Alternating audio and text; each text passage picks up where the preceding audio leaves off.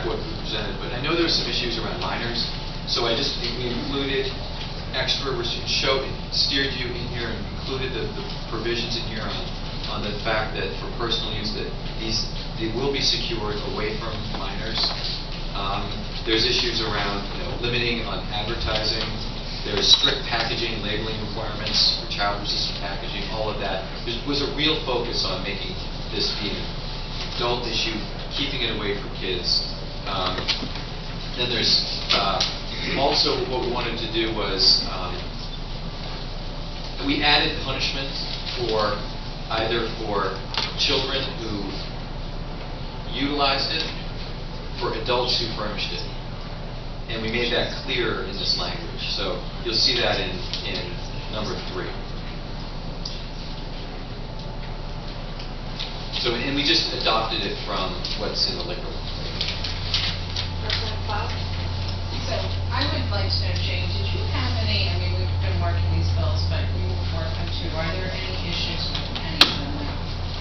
If someone were to be voting in support of something they needed to be aware of moving forward? Well, I did talk with Dan yesterday, I believe. Yesterday here. And on page 4 in the green outline, you'll see that he addressed one of the issues that we talked about is that new language in the upper paragraph that's in italics. It says a person under 21 years of age who possesses more than 2.5 ounces of marijuana violates Title 17A. So what was missing from LD 1401 was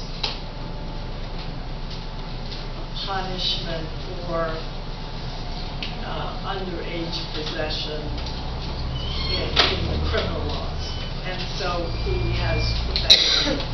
And I've talked with a number of different people about some of the technical issues. I mean, there are issues that are, I don't know if they're big to people, to you, if you support these bills, or either one or both. LD 1401 legalizes production of hemp. It's in there, it's in Part F. If you want to know where the differences are, that's one of them. And only one of these two has a provision that it goes out to the voters. LD 1401 does not go out to the voters. But we didn't include it, but we suggested it. We asked you to put it in. Representative. But if you wanted to go out to the voters and you're interested in 1401, then you need to add that as part of your committee amendment, otherwise it won't go. Right. So, Mr. Walker, on your green handout, if we're wanting to, in some ways, combine bills that include some of the pieces of 1401 to Representative Russell's bill, is there anything that would be conflicting with the amended language you suggested in this handout that would specifically go against anything in Representative Russell's? I know there's some, it doesn't line up perfectly, so we're going to have to... No, in fact, I've been anticipating that that's where it would go. So if you look, I identify the sections in 1380, which is sort of where they would fit. Okay. So there's nothing in this packet that would necessarily directly conflict? No. Okay. The green draft doesn't force them farther away from each other, but there are major differences.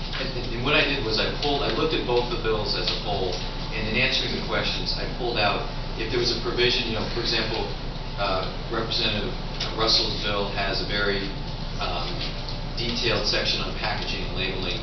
Representative Dion's did not. So I alluded to that in here as trying to piece together the best of both of them, and they don't without conflict.